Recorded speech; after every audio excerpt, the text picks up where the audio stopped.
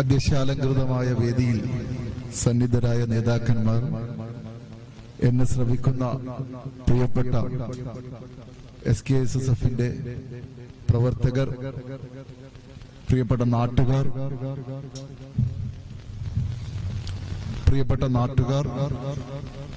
സുഹൃത്തുക്കൾ, എല്ലാവർക്കും എന്റെ ഹൃദയാഭിവാദ്യങ്ങൾ. ഒറ്റവാക്കിൽ അസ്സലാമു അലൈക്കും. SKSSF ഏറ്റെടുത്ത വളരെ കാലിക പ്രസക്തമായ ഒരു സമൂഹം ഏറ്റെടുക്കേണ്ട, ഒരു സമൂഹത്തിന് വലിയ ഉത്തരവാദിത്തമുണ്ട് എന്ന് മനസ്സിലാക്കി ആ സമൂഹത്തെ തയ്യാറാക്കി നിർത്തി മറ്റൊരു തലത്തിലേക്ക്, ഒരു സംഘടനയും ചിന്തിക്കാത്ത തലത്തിലേക്ക് ചിന്തിച്ച ഒരു ക്യാമ്പയിനുമായി മുന്നോട്ടു പോകുന്ന സമസ്ത കേരള സുന്നി സ്റ്റുഡന്റ് ഫെഡറേഷന്റെ SKSSFന്റെ എല്ലാ പ്രവർത്തകർക്കും, SKSSFനും കേരള വിദ്യാർത്ഥി യൂണിയന്റെയും ഇന്ത്യൻ യൂത്ത് കോൺഗ്രസിന്റെയും ഹൃദയത്തിന്റെ അഭിവാദ്യങ്ങൾ. ഞാൻ ആനുകാലിക രാഷ്ട്രീയ സംവിധാനങ്ങളെ കുറിച്ചും ഒന്നും ഞാൻ സംസാരിക്കുന്നില്ല. കാരണം ഇന്ന് സമൂഹ മാധ്യമങ്ങളിലുണ്ടാവുന്ന മെസ്സേജുകളും ചർച്ചകളുടെയും അതിപ്രസരണം, ഇത്തരം ചർച്ചകളുടെയൊക്കെ ഒരു പക്ഷേ ഞാൻ ഇപ്പൊ നമ്മൾ സർക്കാസമായി തന്നെ പറയാറുണ്ട്, ഒരു തമാശ രൂപേണ പറയാറുണ്ട്, ഇന്ന് രാഷ്ട്രീയ പാർട്ടികളുടെ പൊതുസമ്മേളനങ്ങളുടെ പ്രാധാന്യം കുറഞ്ഞു. ആളുകൾക്ക് പൊതുസമ്മേളനങ്ങളും രാഷ്ട്രീയ പാർട്ടിയുടെ കാര്യങ്ങളും അവർക്ക് പറയാനുള്ള കാര്യങ്ങളൊക്കെ പണ്ട് കേട്ട് നിന്നിരുന്നുവെങ്കിൽ ഇന്നതിന് അവസരം കുറഞ്ഞു. കാരണം ഇന്ന് അത്രമേൽ സമൂഹ മാധ്യമങ്ങളിൽ ദിനം പ്രതി സെക്കൻഡ് ബൈ സെക്കൻഡ് കാര്യങ്ങൾ ചർച്ച ചെയ്തുകൊണ്ട് മുന്നോട്ട് പോവുകയാണ്. ആനുകാലിക രാഷ്ട്രീയ സംവിധാനങ്ങളെ കുറിച്ചൊന്നും ഞാൻ ചർച്ച കൊണ്ട് മുന്നോട്ട് പോകുന്നത്. പക്ഷേ ഈ സെമിനാർ ചർച്ച ചെയ്യുന്ന ഏറ്റവും വലിയ വിഷയം എന്ന് പറയുന്നത് റിസർവേഷൻ എന്നുള്ളതാണ്.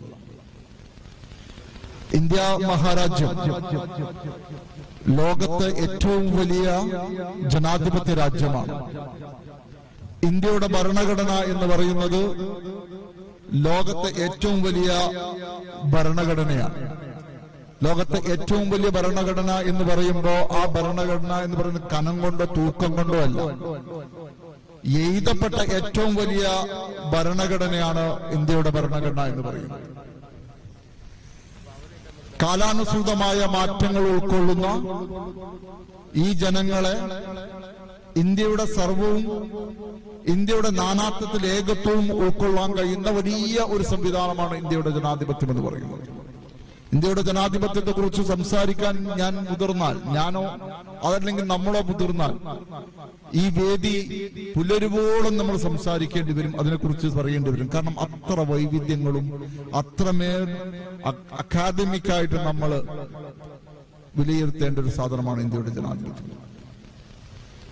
ആ ഇന്ത്യയുടെ ജനാധിപത്യത്തിന്റെ ഏറ്റവും വലിയ സവിശേഷതകളിൽ ഒന്നായിരുന്നു ജനാധിപത്യപരമായി നമ്മൾ നൽകിയിരുന്ന അതിന്റെ ബേസിക് ഫീച്ചേഴ്സ് എന്ന് സുപ്രീം കോടതി അടിവരയിട്ട് പറയാറുള്ള,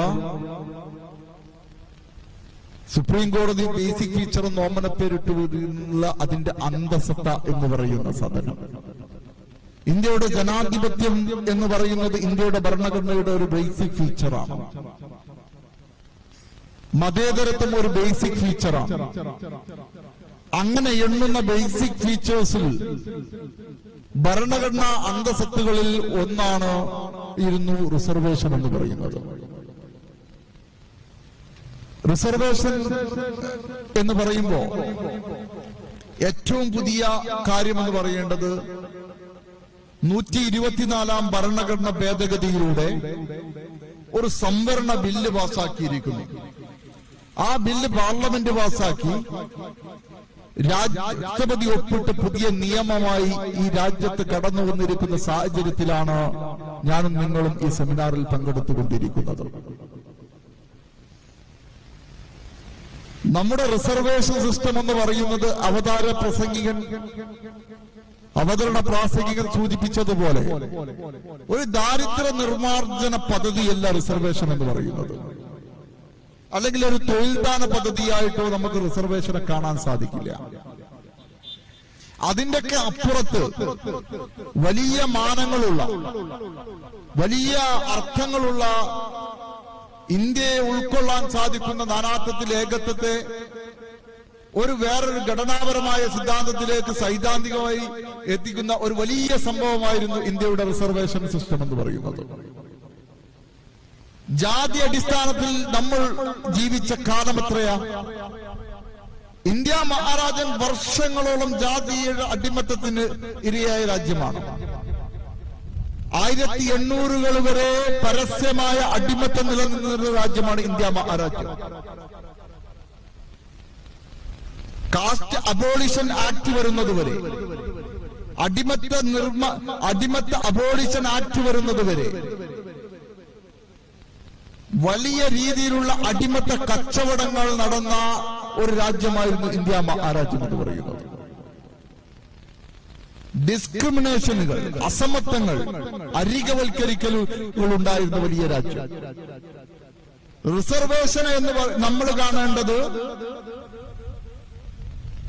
കേവലം ഒരു വിഭാഗത്തെ അല്ലെങ്കിൽ ഒരു മതവിഭാഗത്തിനെ മാറ്റുന്ന മാത്രം വിഷയമായിട്ടല്ല റിസർവേഷനെ പരിഗണിക്കേണ്ടത്. റിസർവേഷൻ എന്ന് പറയുന്നത് ഈ അരികവൽക്കരിക്കപ്പെട്ടവരുടെ വിഭാഗത്തിലേക്ക് ഒരു റിവേഴ്സ് ഡിസ്ക്രിമിനേഷൻ വരുന്നു എന്നുള്ളതാണ്. ഡിസ്ക്രിമിനേഷൻ അനുഭവിക്കപ്പെട്ടവൻ ഒരു റിവേഴ്സ് ഡിസ്ക്രിമിനേഷൻ ആയിട്ട് നമ്മൾ റിസർവേഷത്തെ കാണേണ്ടതുണ്ട്. വലിയ അർത്ഥത്തോടു കൂടിയാണ് നമ്മൾ ആ റിസർവേഷനെ സമീപിക്കേണ്ടത്. നമ്മള് വൈവിധ്യങ്ങളുള്ള രാജ്യമാണ്, സ്വത്വപരമായ വൈവിധ്യങ്ങളുള്ള രാജ്യം, ലിംഗപരമായ വൈവിധ്യങ്ങളുള്ള രാജ്യം,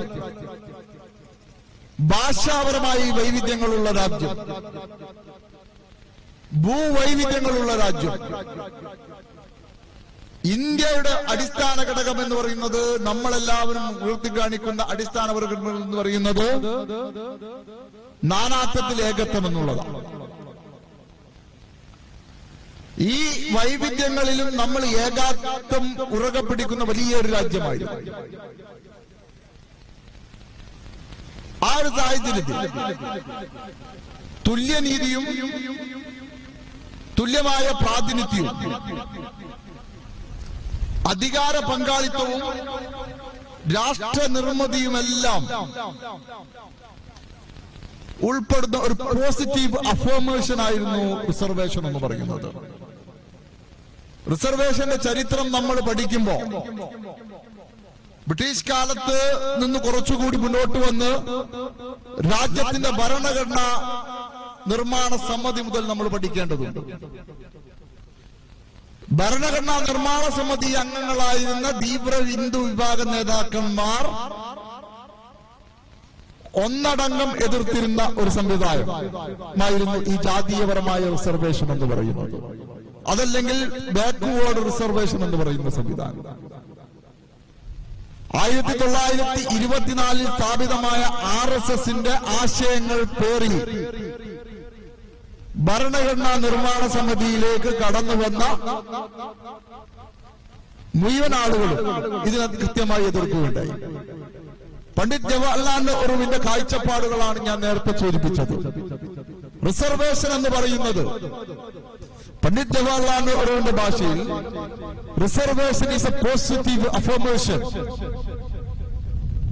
for social justice and inclusiveness and involving in all areas of politics. രാജ്യത്തിന്റെ സർവ്വ മേഖലയിലും ഒരു പോസിറ്റീവായ ഒരു ഇൻവോൾവ്മെന്റ് കൊണ്ടുവരുന്നു. അത് ജോലിയിൽ മാത്രമല്ല, ഭരണഘടന നിർമ്മിക്കുന്നിടത്ത്, ഭരിക്കപ്പെടുന്നിടത്ത്, വിദ്യാഭ്യാസമുള്ളിടത്ത്, സർവ മേഖലയിലും കൃത്യമായ നമ്മുടേതായ ഒരു ബാക്ക്വേർഡ് ക്ലാസസിന്റെ, പിന്നേക്ക വിഭാഗത്തിന്റെ ഒരു സാന്നിധ്യവും അവരുടെ അഭിപ്രായങ്ങളും അവരെ അറിഞ്ഞുകൊണ്ടുള്ള അവരുടെ സാന്നിധ്യം ഉൾപ്പെടുത്തുക എന്നുള്ളതായിരുന്നു ഭരണഘടനാ നിർമ്മാണ സമിതി കണ്ട റിസർവേഷന്റെ മാനം എന്ന് പറയുന്നത്. അവിടുന്ന് കടന്നുപോയി. കാലകാലാന്തരം ആ ഭരണഘടനാ നിർമ്മാണ സമിതിയുടെ ഒരു ഒരു ഒരു ഒരു പിന്നെ സബ്ജക്ട് എന്ന് പറയുന്നത് കാലങ്ങളായി കുത്തകയാക്കി വെക്കണമെന്നല്ല അവർ പറഞ്ഞത്. മാറ്റം വരുന്ന മുറക്ക് പഠനം നടത്തി മാറ്റം കൊണ്ടുവരുന്നില്ല. ഇന്ത്യയിൽ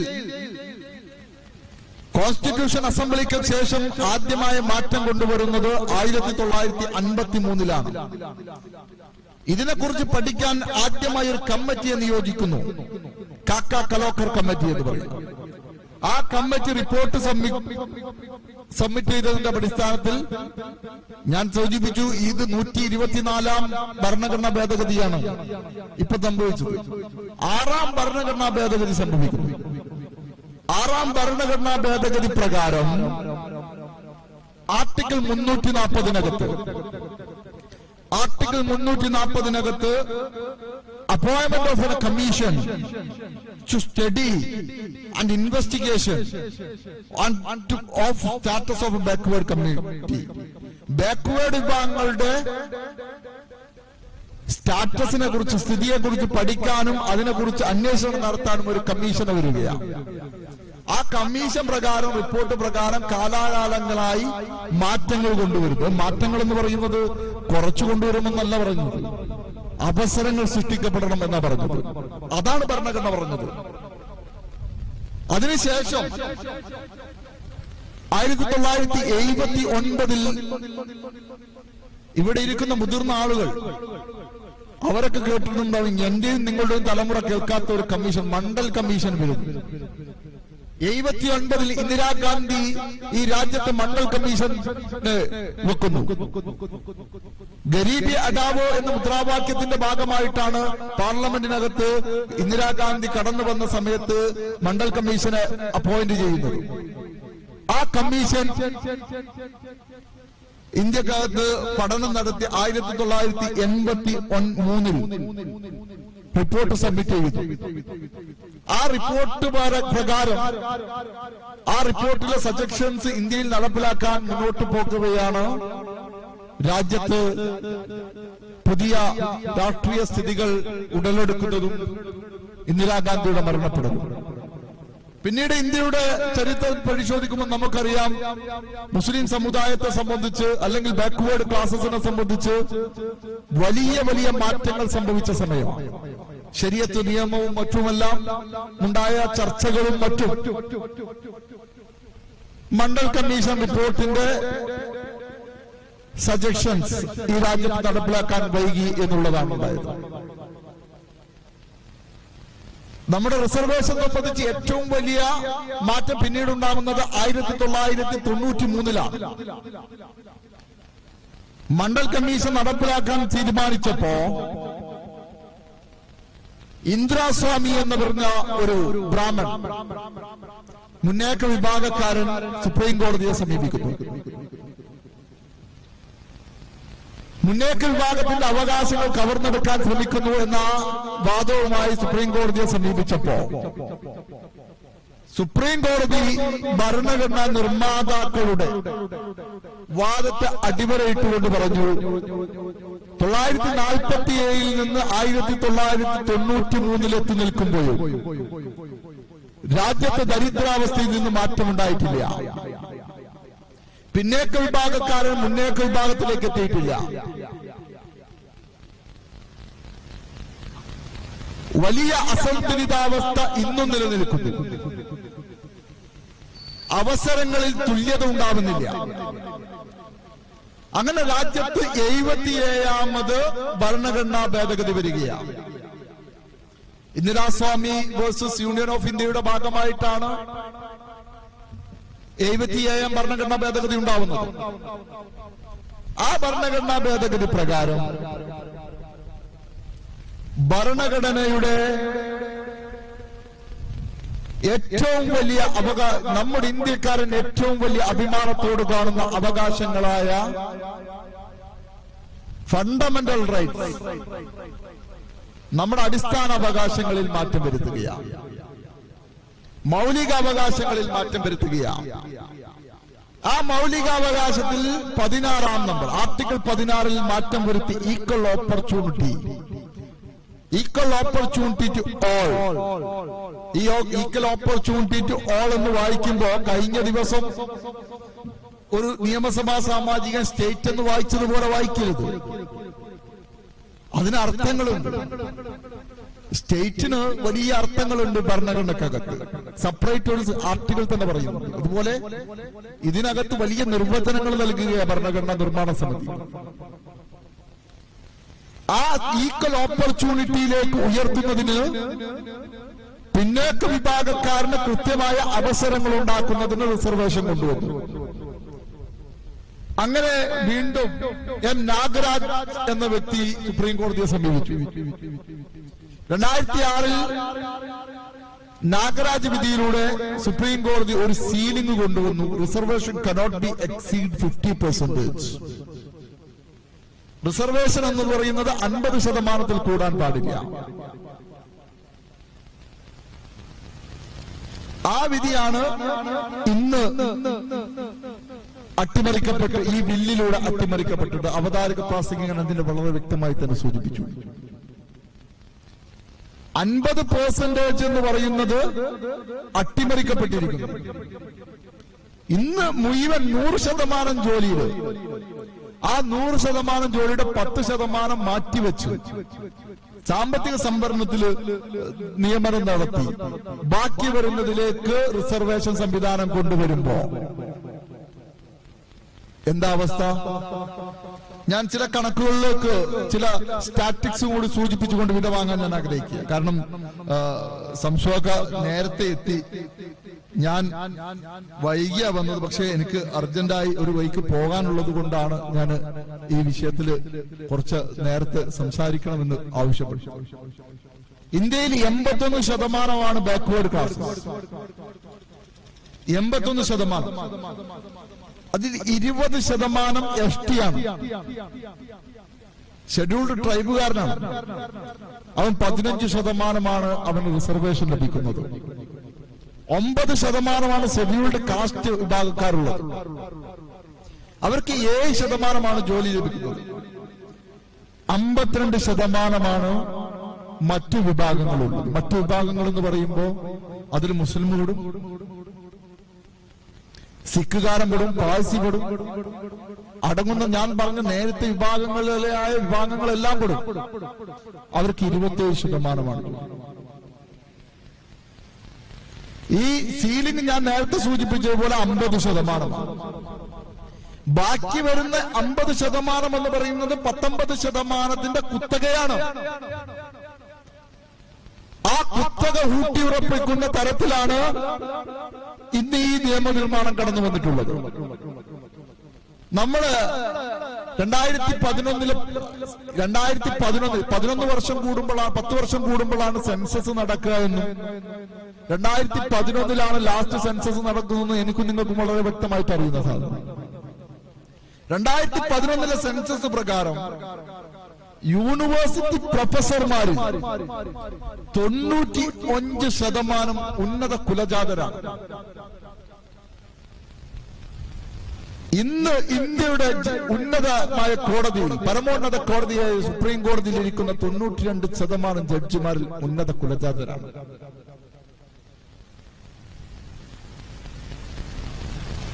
അവിടെയാണ് സാമ്പത്തിക സംവരണം കൊണ്ടുവരുന്നതിന് ആയോ എന്ന് പറയുന്നതിന്റെ ചോദ്യം വീണ്ടും നിലനിൽക്കുന്നത്.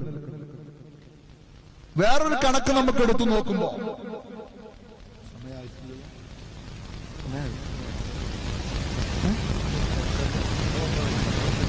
എന്തൊരു സമയം എന്തോ തോന്നുന്നു.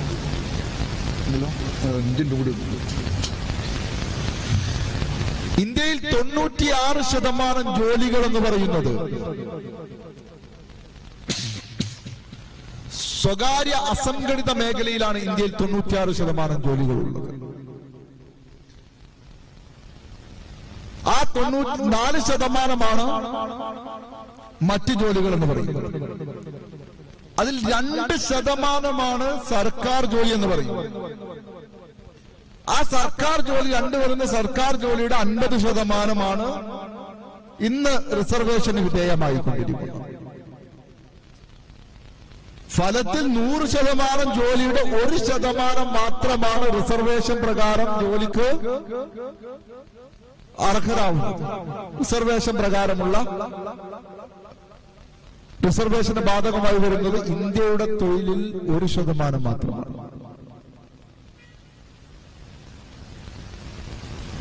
പ്രിയപ്പെട്ട എനിക്ക് മുമ്പ് സംസാരിച്ചു പോയ CPM പ്രതിനിധി ഇവിടെ സൂചിപ്പിച്ചു, കേന്ദ്ര സർക്കാരുകൾ നടപ്പിലാക്കുന്ന പദ്ധതികൾ, കേന്ദ്ര സർക്കാരിന്റെ നയങ്ങൾ, രാജ്യത്ത് അരക്കുന്ന RSSന്റെ നയങ്ങൾ അതുപോലെ അഡോപ്റ്റ് ചെയ്യുന്ന സംസ്ഥാന സർക്കാരിനെ കുറിച്ച് വളരെ ഖേദത്തോടുകൂടി അദ്ദേഹത്തിന്റെ അസാന്നിധ്യത്തിൽ പറയാൻ ആഗ്രഹിക്കുക. 124ാം ഭേദഗതി പാർലമെന്റിൽ പാസാക്കി ഇന്ന് വരെ അത് നടപ്പിലാക്കിയ സംസ്ഥാനം എന്ന് പറയുന്നത് കേരളമാണ്. RSSന്റെ ഏറ്റവും വലിയ അജണ്ടയായിരുന്നു സവർണ സംവിധാനം എന്ന് പറയുന്നത്. RSSന്റെ സവർണ സംവരണ സംവിധാനം രാജ്യം നടപ്പിലാക്കി RSS ഭരിക്കുന്ന RSSന്റെ നരേന്ദ്രമോദി ആദ്യം നടപ്പിലാക്കുന്നത് തോമസ് ഐസക്കിന്റെ കേരളമാണ് എന്ന് ലജ്ജയോട് പറയാൻ ആഗ്രഹിക്കുകയാണ്. CPM പ്രതിനിധി കടന്നുപോയത് അദ്ദേഹത്തിന്റെ അസാന്നിധ്യത്തിലാണ് സൂചിപ്പിക്കുന്നത് എന്ന് ഉത്തമമായ ബോധ്യമുണ്ട്. കേരളത്തില് 20% മാത്രമാണ് ഈ സോഷ്യലി വീക്ക് സെക്ഷൻ എന്ന് പറയും. സോഷ്യലി വീക്ക് സെക്ഷൻ എന്നാ പറയുന്നത്. അവർക്ക് മാറ്റിവെച്ചിട്ടുള്ള എക്കണോമിക്കൽ വീക്ക്ഡ് സെക്ഷൻ എന്ന് പറയുന്നത് EWS എന്ന സർട്ടിഫിക്കറ്റ് ആണ് നമുക്ക് ഈ സംവരണ പ്രകാരം ജോലിക്ക് കിട്ടുന്നത്. ഈ എക്കണോമിക്കലി വീക്ക്ഡ് സെക്ഷന് മാറ്റിയിട്ടുള്ളത് 20% മാത്രമാണ്. ജോലിയല്ല, അർഹരായ ആളുകളല്ല, സോഷ്യൽ കമ്മ്യൂണിറ്റി എന്ന് പറയുന്നത്. ആ കമ്മ്യൂണിറ്റിയിൽ 11% നായരാണ്, 1% ബ്രാഹ്മണനാണ്, 8% മുന്നോക്ക ക്രിസ്ത്യനാണ്. ഈ വിഭാഗങ്ങളിൽ നിന്നാണ് നമ്മൾ എന്ത് ചെയ്യേണ്ടത്?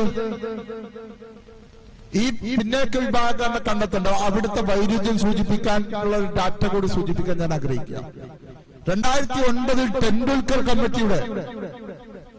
ടെണ്ടുൽക്കർ കമ്മിറ്റി രാജ്യത്ത് ഒരു ക്രിമിലിയർ സിസ്റ്റം കൊണ്ടുവന്നു. ഏത് നമ്മളെ BPL APL പോലെ ഒരു ക്രിമിലിയർ സിസ്റ്റം. ആ ക്രിമിലിയറിന് മുകളിലുള്ള ആളുകൾ സമ്പന്നരും ആ ക്രിമിലിയറിറ്റിക്ക് താഴത്തുള്ള ആളുകൾ പാവപ്പെട്ടവരും സമ്പന്നരും. അത് പ്രകാരം ഗ്രാമങ്ങളിൽ 11,850 രൂപയും നഗരത്തിൽ 11,850 രൂപയും ഗ്രാമത്തിൽ 9,720 രൂപയുമാണ്. ഇതിന് ഈ വരുമാനം ലഭിക്കാത്തവൻ പാവപ്പെട്ടവനാണ്. എന്നാൽ സാമ്പത്തിക സംവരണത്തിന്റെ സ്ലാബ് എത്രയാ? 8 ലക്ഷം രൂപ. 8 ലക്ഷം രൂപ വാർഷിക വരുമാനമില്ലാത്തവൻ സാമ്പത്തിക സംവരണത്തിന് അർഹനാവുകയാണ്. ഒരു ഏറ്റവും വലിയ തമാശ എന്ന് പറയുന്നത് ഇന്ത്യയിൽ 2.5 ലക്ഷം രൂപയാണ് ഇൻകം ടാക്സ് അടക്കുന്നതിന്റെ സ്ലാബ് എന്ന് പറയുന്നത്. 2 ലക്ഷം രൂപ വാർഷിക വരുമാനമുള്ളവൻ ഇൻകം ടാക്സ് അടക്കണമെന്നാണ്. അപ്പോ കൃത്യമായ പഠനങ്ങളില്ലാതെ നടപ്പിലാക്കിയ ബില്ല് ആദ്യം നടപ്പിലാക്കിയ സംസ്ഥാനം കേരളമാണ്. റിസർവേഷൻ സംവിധാനം എന്ന് പറയുന്നത് കൃത്യമായ പഠനങ്ങളില്ലാതെ കാലം കൊണ്ട് മാറ്റപ്പെടേണ്ടതായിരിക്കാം. പക്ഷേ ഇന്നത്തെ സ്ഥിതിയിൽ അത് മാറ്റാനായിട്ടില്ല എന്നുള്ള ഉത്തരവാദിത്വം, കൃത്യമായ ബോധ്യം നമുക്കുണ്ട്. രാഷ്ട്രീയ പാർട്ടികൾ എടുക്കുന്ന സമീപനം ഞാൻ ഇതിനകത്ത് വളരെ വിമർശനമായി കാണുന്ന ഒരു വ്യക്തി കൂടിയാണ് ഞാൻ. എനിക്ക് കൃത്യമായ ബോധ്യമുണ്ട്. റിസർവേഷൻ എന്ന് പറയുന്നത് അതൊരു ഇൻക്ലൂസീവ്നെസ് ആണ്, സം ടൈപ്പ് ഓഫ് ഇൻവോൾവ്മെന്റ് ആണ്. ഭരണത്തില് ഭരിക്കപ്പെടുന്നതില് എല്ലാ മേഖലയിലും ആളുകളുടേതായ ഇൻവോൾവ്മെന്റ് കൊണ്ടുവരലാണ്. ഒരു സോഷ്യൽ ഇൻവോൾവ്മെന്റ് റവല്യൂഷനാണ് ശരിക്ക് റിസർവേഷൻ എന്ന് പറയുന്നത്. അല്ലാതെ അതൊരു തൊഴിൽ ദാന പദ്ധതിയോ അല്ലെങ്കിൽ സാമ്പത്തിക പാക്കേജോ ഒന്നുമല്ല. അവിടെയാണ് SKSSF ഉയർത്തുന്ന മുദ്രാവാക്യം കാലിക പ്രസക്തമാകുന്നത്. ആമുഖ പ്രാസംഗികൻ അവതാരക പ്രസംഗികൻ സൂചിപ്പിച്ചു. ഇതൊരു അവതാരക പ്രസംഗികന്റെ ഒരു 1-2 വാക്കുകൾക്ക് എനിക്ക് കൃത്യമായ വിയോജിപ്പുണ്ട്. ഇതൊരു സമുദായത്തിന്റെ പ്രശ്നമല്ല, ഇത് ഈ രാജ്യത്തിന്റെ വിഷയമാണ്, ഈ രാജ്യത്തിന്റെ അന്തസത്തയുടെ വിഷയമാണ്. ഈ രാജ്യം എങ്ങനെ മാറണമെന്ന് ഈ രാജ്യം നിർമ്മിച്ചവർക്ക് കാഴ്ചപ്പാടുണ്ടായിരുന്നു. ആ കാഴ്ചപ്പാടിന്റെ കൃത്യമായ തിരുത്തെഴുത്താണ് അവിടെ നിങ്ങൾ ഉയർത്തിപ്പിടിക്കുന്ന മുദ്രാവാക്യം എന്ന് പറയുന്നത്. അവകാശവും അസ്തിത്വവും യുവത്വം വീണ്ടെടുക്കുന്നു എന്ന അവകാശം എന്ന ആ മുദ്രാവാക്യം വളരെ സമകാലീന രാഷ്ട്രീയത്തിനകത്ത് വലിയ മാറ്റങ്ങൾ കൊണ്ടുവരാൻ സാധിക്കുന്ന മുദ്രാവാക്യമാണ്. ഞാൻ ഒന്ന് കാര്യം കൂടി സൂചിപ്പിക്കുന്നു. SKSSFന്റെ ട്രെൻഡിനെ കുറിച്ച് സൂചിപ്പിച്ചുകൊണ്ട് കടന്നുപോയി. 3 IAS സംഭാവന ചെയ്ത സംഘടനയാണ് SSF എന്ന് പറയും, SKSSF എന്ന് പറയുന്നത്. മുഹമ്മദ് IAS അടക്കമുള്ള 3 IAS രാജ്യത്തിന് സംഭാവന ചെയ്ത സംഘടന. കേരളത്തിനകത്ത് അല്ലെങ്കിൽ ഇന്ത്യക്കകത്ത് ഒരു മുസ്ലിം സംഘടനക്കും ആ ഒരാളെ സംഭാവന ചെയ്തതിന്റെ അവകാശം പറയാനില്ല എന്ന് പറയുമ്പോൾ ആ വേദിയിൽ ഒരു രാഷ്ട്രീയ സംഘടനയെ പ്രതിനിധീകരിച്ചിരിക്കുന്നത് വളരെ ബോധത്തോടു കൂടിയാണ് ഞാൻ ഇരിക്കുന്നത്. വളരെ അഭിമാനം. നിങ്ങൾ ഉയർത്തുന്ന മുദ്രാവാക്യത്തിന്, നിങ്ങൾ ഉയർത്തുന്ന ക്യാമ്പയിന് വളരെ പ്രതീക്ഷയോടുകൂടിയാണ് കോൺഗ്രസും ഞാനും നോക്കിക്കാണുന്നത്. നിങ്ങളും ഒരു അർത്ഥത്തിൽ അത് നടപ്പിലാക്കിയതിന് ശേഷമാണ് ഇങ്ങനെ ഒരു ക്യാമ്പയിൻ ഉയർത്തിപ്പിടിക്കുന്നത്. ഈ ക്യാമ്പയിനും അതുപോലെ തന്നെയുള്ള ഈ പരിപാടിക്കും എന്റെയും എന്റെ സംഘടന കേരള വിദ്യാർത്ഥി യൂണിയന്റെയും യൂത്ത് കോൺഗ്രസിന്റെയും സർവമായ ബംഗ്ലവും എല്ലാവിധ ആശംസകളും നേർന്നുകൊണ്ട് ഞാൻ നിർത്തുന്നു. നിങ്ങൾക്കെല്ലാവർക്കും നിങ്ങളുടെ എല്ലാ ദുആയിലും എന്നെ ഉൾപ്പെടുത്തണമെന്ന അഭ്യർത്ഥനയോടുകൂടി അസ്സലാമു അലൈക്കും.